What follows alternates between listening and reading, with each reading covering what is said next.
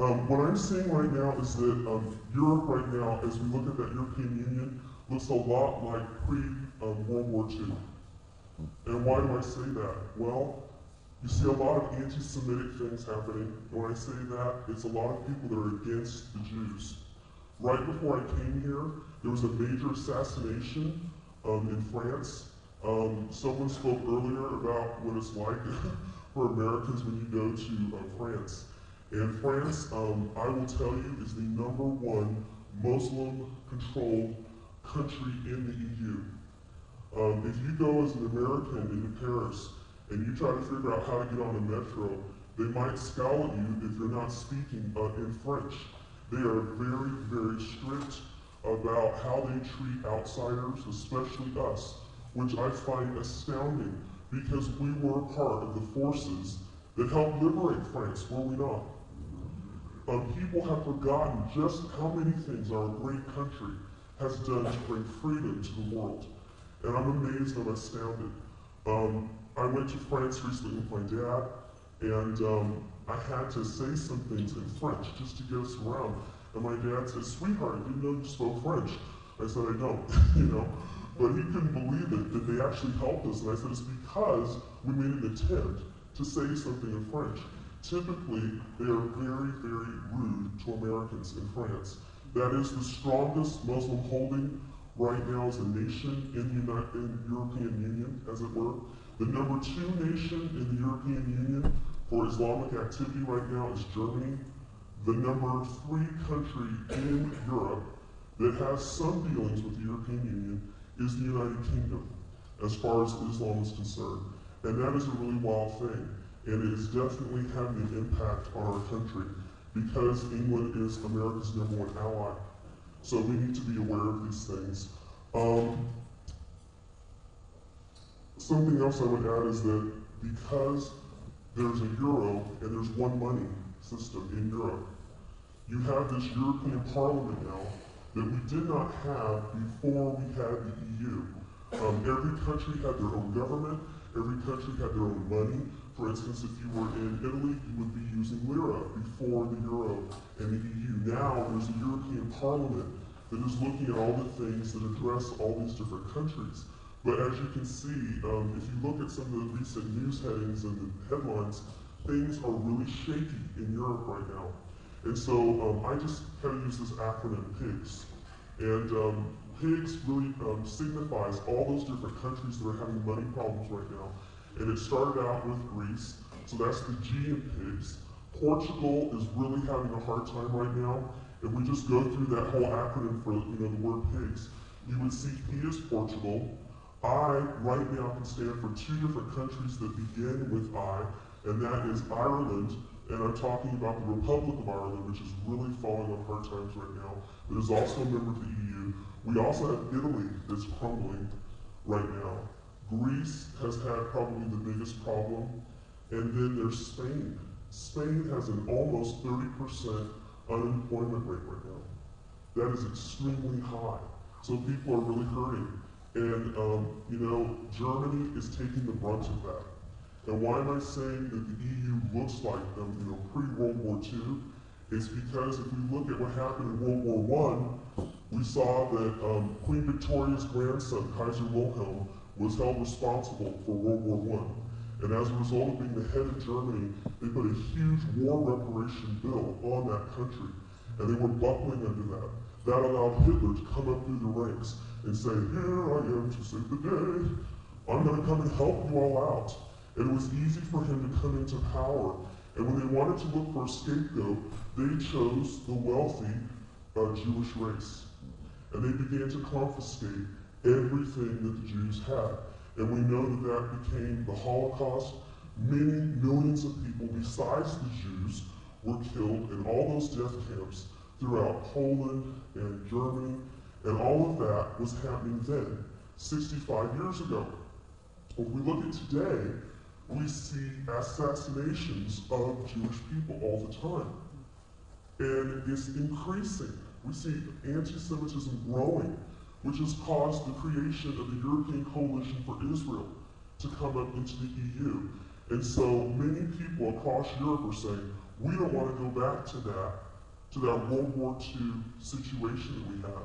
And we've got to change some things because Islam is coming through. We know for a fact that Hitler signed agreements with the Mujahideen in the Middle East, and he made agreements with the Sheiks 65 years ago. And those same descendants of those people have descended into Europe, and they're chasing the face of Europe. They have then hopped across the English Channel to where I live in the United Kingdom, and so we have a very strong Muslim presence. In this country, if we come back and we look at how this is affecting America, they really want us badly. They call us the big Satan. How many of you will consider yourselves God-fearing Americans? I see you show of hands. Hallelujah. Because of that, there's this other cry coming out across Europe right now. They are saying, from the Middle East over to the West right now, they are saying, Saturday people first in Islam. We're going to get them. The Saturday people. Who are the Saturday people? The Jews. Because they worship on Saturday when they have Shabbat. Then they're saying, right after they say these cries before they hit people and do all these horrible atrocities, they're saying the Sunday people next. Who is that? That's you and me. Anyone that serves that same triune God, the God of the Jews is the same God of the Christians. You and I cannot be who we are as God-fearing American Christians if it were not for that belief, that faith that was started in Jerusalem over 2,000 years ago.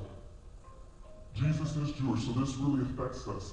We have many Jews in our country, and there is definitely a strategy to come against America and to come against anyone who is our friend. They consider Israel the little Satan, and we are called the big Satan. The other thing that the countries of Islam call us as Americans is people of the book. Well, what book are they talking about? You know? Yeah. This amazing book right here, the Bible, that so much of our heritage was founded on. The American way of life was founded on the best-selling book in the planet. Best-selling book ever. How many languages? I don't know. It's been put into. Wycliffe Bible Translators tells us that by the year 2020, every known language on the planet will have this Bible. It is the most hated book, depending upon what you believe. And so, we, the people of the book, we, the Sunday people, as they would call us, need to be concerned about what's happening in the EU, because it's definitely making its way across America. You know, I started praying a few years ago saying, God, how did Islam come into this country? This whole idea about tolerating a religion that has nothing to do with us at all, as a people. Everything was founded on the good book. From the time that the Pilgrims landed at Plymouth Rock and said, go west, and founded our great nation on the principles of God. These are Judeo-Christian principles. They come right out of the Holy Land. And it is so important that we hold on to the freedom that we have. We have got to understand this. When I was 16 years old, I wrote a paper in high school about the greatest freedom that we have. And I said at that time, as a 16-year-old, I believed it was freedom of religion. Because we see that the religion of a nation affects the laws that it makes. It affects how women are treated. It affects how we grow our children. It affects our businesses and the way we do things. We have more freedom than any other nation on the planet. And we want to protect that, right? We have got to protect that. Everything we have comes from this book in this nation. There is no one freer than us. One of the speakers said earlier today that you really need to go out. I think it was our military brother who said you need to be able to go outside of America and see how different it is. Well, you know, we are the country that does all the military spending, a significant chunk for Israel. We give Israel $3 billion US every year. And that is what is holding that country together right now, all the borders. Why is this important? Well, it's the only real democracy in the Middle East. Think about it for a second. It's the only true democracy in the Middle East. So in other words, there are friends. We need to have some friends in the Middle East. How many of you think so? Do we need some friends in the Middle East? We need to have ears and eyes in the Middle East that are for America. Israel is for America. And so far, we are for them. So they contacted me and they said, would you come? We want to talk to you about some things. And I kept thinking about this prayer I had before the Lord. Lord, how has Islam come into my country? I want to know. What was the open door for Islam to come in? Because right now we have a few representatives, we have congressionals in America that do not swear to this beautiful book right here.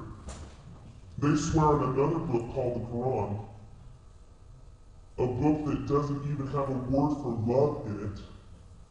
My book says God is love. In that book, there is no word for love. In that book, it says it's okay to cut off hands and feet of Americans and anybody that believes in the one true living God. It's a very violent book. I call that faith the theology of war. And I kept saying, God, I want to find that answer. How did that come into America, and why are people tolerating it? Why are they tolerating it? So I did some research when I was in Israel, and the government basically said, we're going to open the vault. Whatever you need, Charlene, to tell the truth to people like yourself in the West, we're going to give it to you. We're going to introduce you to Holocaust survivors. We're going to give you the whole Schindler's List group of people. We're going to introduce you to Anne Frank's family and best friends. We're going to introduce you to the military, leaders of the Knesset, which is their Congress. Any secretary, any government official you want to talk to in Israel, we're going to give them to you on a silver platter. I said, great, I'll take it. So I found out in my research that there was an automaker in America in the 1920s who was really against the Jews, quite jealous of the favor that God had given them, that God has never lifted off that race of people that serve the same God that you and I do, Father, Son, and Holy Spirit. His name was Henry Ford. Henry Ford lived in Michigan, as we know, and he decided in the 1920s that he would create an anti-Semitic newspaper. Today, ladies and gentlemen, what is the biggest group of Islam in America? It is in Michigan. It is in Michigan. That was the open door because that has put down seed of anti-Semitism in our country. Everybody that wants to come to America that believes in that faith that so hates us right now and is so against our freedom, they immigrate to Michigan because that opened the door for anti-Semitism there. And right now, many people tell me that are from Michigan, if you try to go through Detroit or Dearborn right now, it looks like Islamabad. It is scary. You don't feel like you're in America anymore. And this is Michigan, everybody, this is Michigan. A lot of those different congressionals that we now have that are not saying that they're God-fearing Americans, they're saying they're Islamic Americans believing a totally different thing. If you read the Quran back in front, back to the front, you will see that they really want to take us out. Something else I had heard before I went to Israel was that they were working on the bomb in Iran. Now we know these things are really true. At the time, I was told even by the Israeli press that there was nothing possible with regard to bombs in Iran. They said that they were going to use all the uranium they had for energy purposes. And, I said, I don't believe that. I really don't believe that. I think something else is going on. And I was given some information the night before I flew to Tel Aviv that said that they had enough uranium to create 4 megaton bombs. And that they were working on long-range missile capability for London and the United States. Now we know for a fact they have it. One of the reasons that Israel has not done a strike, I believe, is because they would like to have American support on a strike. Things are very dicey right now, ladies and gentlemen, in the Middle East. We need to support Israel. We need to support.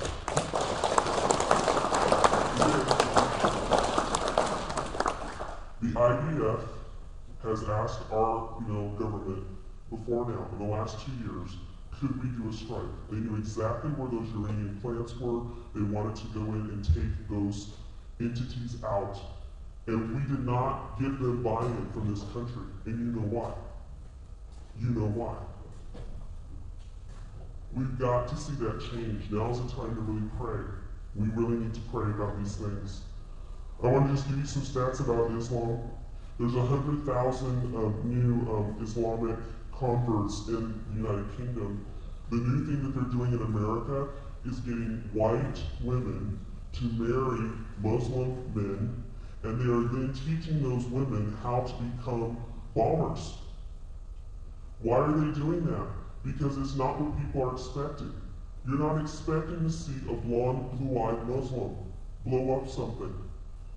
Last year, the FBI caught 2 blonde, blue-eyed American women who had become Muslim converts who were trained to be bombers. This is this new strategy that's happening, and we need to be aware of these things. We cannot tolerate it. What I say as a minister is, there's no such thing as a missionary marriage. Many people think, oh, if I marry a Muslim, I can flip them to become Christian. That doesn't happen very often. It's quite dangerous to try to, talk to a Muslim about Christianity and the things that everybody in America might take for granted, like freedom, and the way that we live, and the way that we treat people. It's a very different thing. Sharia law is something that people ask me about all the time. There are 85 Sharia law courts in the United Kingdom. This is America's #1 ally. They are trying to instill that here. Right now, you will see that Muslims have a very different mortgage system at our banks. That tolerance is coming into America. The way that they buy a house, the way that they do their banking is very separate from the way that you and I would do our banking. And our government is already making concessions to allow the Muslims to have more freedom and to be able to do things that would significantly change the American way of life. We cannot allow that to happen. We need to understand legislatively what that looks like. It also allows honor killings. It allows women to be killed and horrific things to be done to little girls through that religion. We need to understand that. There are 5 different areas that I see right now for Islam, and it's affecting the EU, it's affecting America. It's in the clothing that they wear as a religion because they want to change the way of life in America. They want the entire world to be dominated by Islam. This is a major threat, and it's affecting our administration every day. It's the clothing, it's the food, and for people that are ranchers like yourselves, it's really hitting America hard right now. Some of the people that I have as clients, because I do life coaching, are ranchers like yourselves, and they also own meatpacking plants. And some of those meatpacking plants are being attacked because Muslim workers want to come on board to create halal meat centers. Muslims cannot live in a country where there is not halal meat. That is their designation for the meat that they eat and the way that they pray over it and the way that they kill it before they eat it. Halal is to the Muslim what kosher is to the Jew. And so it's a very different way of thinking about things. And the ACLU in America is very pro-Islam, and they're trying to change the face of the meatpacking industry here. And we need to be aware of that, because if Islam comes into a factory, it means the workers will stop 5 times a day to pray. And it's just different. Americans, white or black, don't get to do that. But if Muslims come into any kind of workplace, that's what happens. And so we're seeing them try to take over the meat industry in this country. It's happening in Colorado, it's happening in Iowa, it's happening all across the country. So we see that in Europe, and it's also coming here. Something else is the media. Media is being bought up by many Muslim businesses. The business world is really being turned inside out with Islam, and it's a huge effect on our nation, as well as the media that's being put out. It puts out that liberal message that really causes people to say Islam is not that big of a deal, it's okay, let it come on in. And we really cannot allow that. Anytime you send a letter to a network the U.S. networks consider that vote against something on television or something in film to be worth 100,000 other opinions that are the same. Your letters matter, so please write. Let people know you don't care about those things. You don't want to watch it. Say no to it. Something else I think we need to be aware of as Americans is the professions that are coming into our country. When people sign up and they come in from the outside, particularly the Middle East, they are looking at professions in medicine, law, and the IT world.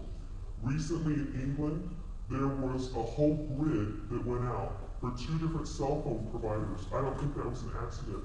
We see a lot of different people from the Middle East coming in wanting to learn those IT jobs because I think that's a test to see what it would take to bring down a nation electronically. It's not just warfare with military weapons and equipment. I think it's going to be a different warfare because we're so reliant on the IT world. So that's something we need to be aware of. The last bomb attack that was successful in the United Kingdom was on 7/7. So it was July 2007. And it was doctors that blew up a part of central London as well as Scotland. And the note that one of the bishops of England was given was, "Those that heal you will kill you." It was Muslim doctors that set up those bomb attacks, so we need to be aware of that. What about the law profession? What's happening in central London right now is that they are wanting to indoctrinate the sitting judges with the ideology of Islam, which I call the theology of war. It is a major threat against our way of life in this country, and certainly in the United Kingdom, but they've let it in. They've let it in. For the last 20 years, England has gradually given more and more and more. And since World War II, British Petroleum actually signed a deal with the Middle East. So because of that deal, they are allowed to come in and do pretty much whatever they want. All of their sports teams are Muslim-owned, pretty much. 75% of the football clubs in the United Kingdom are Arab-controlled.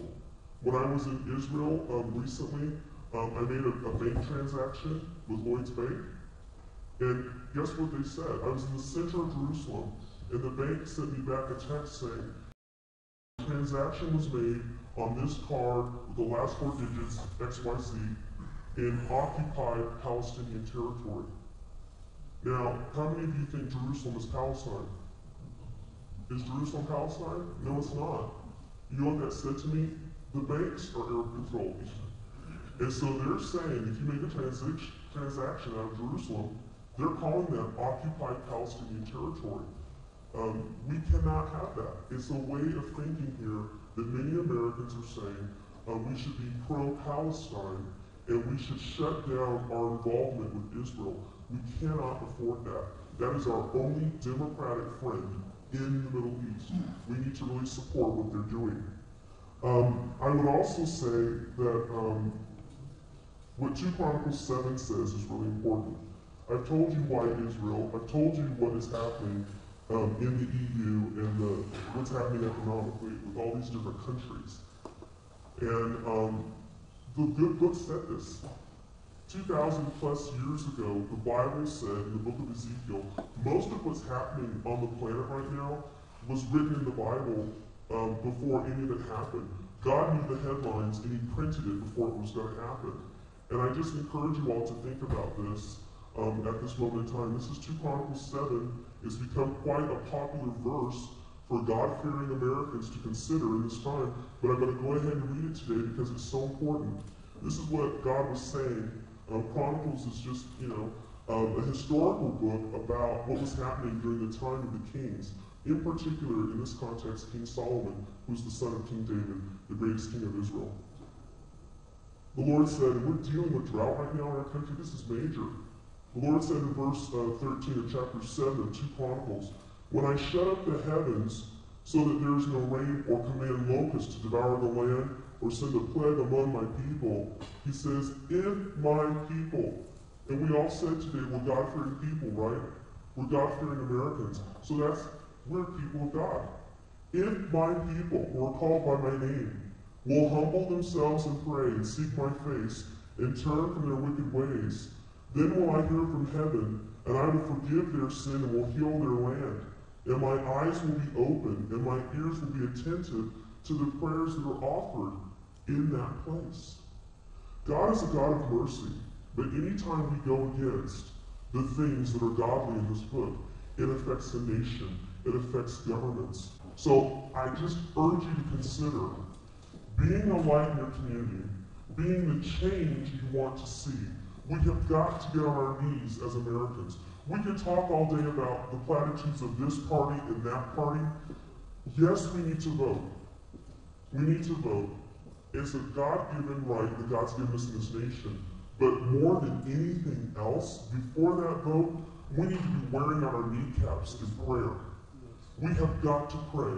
God send the rain, because the crops in America are really bad this year. I've been traveling throughout the country, and it's hurting. I think it's because of the decisions we've made as a nation that go against this good book, this great book, the Bible. We've got to get on our knees as Americans and ask the Lord God, who is merciful, to pour out his blessing again on America, so that the America that we know and love does not disappear. Thank you very much.